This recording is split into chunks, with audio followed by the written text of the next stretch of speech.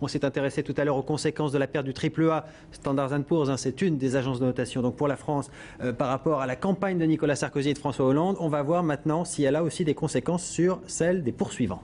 Oui, alors on a vu que cette affaire du AAA Standard & Poor's, ça plombait Nicolas Sarkozy, que 72% des Français nous disaient que ça le pénalisait plutôt, que 40% nous disaient que ça favorisait, que ça profitait plutôt à François Hollande, mais finalement ça profite un petit peu à tout le monde. Ça profite à 37% des Français nous disent que ça profite à François Bayrou, 37% nous disent que ça profite à Jean-Luc Mélenchon, et 51% surtout nous disent que ça profite à Marine Le Pen. Alors bon, là-dessus il faut un tout petit peu nuancer, c'est-à-dire qu'on a 70% des cadres qui nous disent que ça va profiter à Marine Le Pen, 29% des ouvriers qui sont plutôt l'électorat de Marine Le Pen. Donc on voit que là-dessus, c'est plutôt aussi une crainte qui est énoncée, plus que ensuite une réalité potentielle. Une réalité ou en tout cas une transformation dans les urnes qui peut s'en suivre.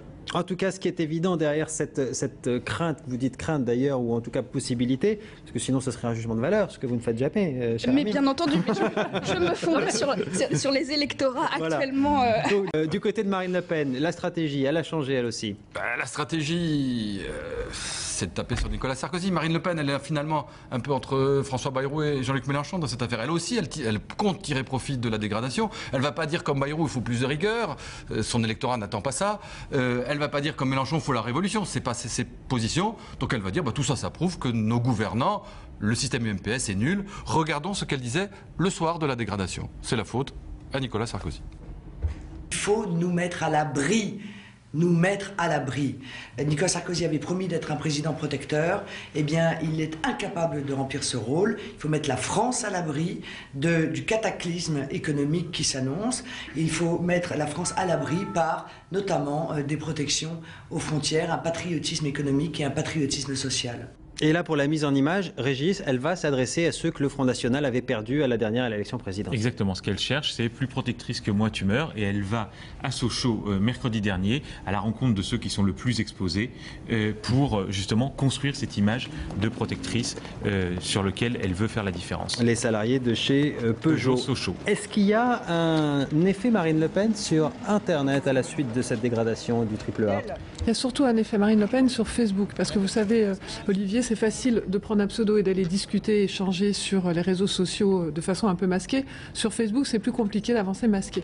Et ce qui est intéressant et qui est très nouveau, c'est que les internautes, avec leur profil Facebook, vont aujourd'hui discuter, échanger sans aucun complexe sur la page Facebook. Donc on peut commencer de Marine Le Pen. De Marine Le Pen. Oui. Ce qui est très intéressant, c'est que quand vous êtes sur Facebook et que vous commentez, en fait, vous vous apercevez que la totalité de vos amis sont au courant quand vous êtes en train de soutenir Marine Le Pen. Oui, donc finalement, tout le monde se dit, tiens, si j'ai mon copain qui le fait, on va tous y aller. Et donc ça fonctionne, et ça fonctionne bien dans la stratégie de dédiabolisation. Et finalement, on libère la parole, on est décomplexé et on ose aller soutenir en se disant finalement, si l'autre l'a fait, moi aussi, pourquoi pas. Et ça, c'est la véritable nouvelle analyse politique de cette campagne sur les réseaux sociaux. En tout cas, merci pour cette contribution, Véronique. On a évidemment posé la question pour l'avenir. Qui pourrait nous faire récupérer ce triple A chez Standard & Poor's ? Alors voilà, on pose la question de savoir qui a marqué des points dans la séquence, qui en a perdu dans la séquence qui vient de s'écouler. Et là, il est clair qu'en fait, il y a deux gagnants dans ce qui vient de se passer. Parce qu'on avait déjà posé la question pour François Hollande et pour Nicolas Sarkozy. François Hollande va gagner 13 points.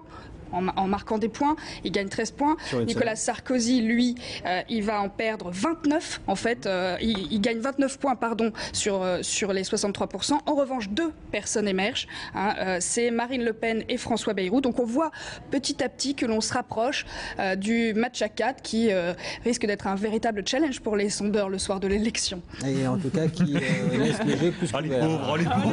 Je pense qu'il faut les plaindre, c'est un truc. C'est le message de l'analyse, ça va être dur pour eux. Non mais un match à 4 comme ça, on avait rarement vu ça quand même. Je crois qu'on n'a jamais vu ça. Et on continuera à suivre ça sur iTélé.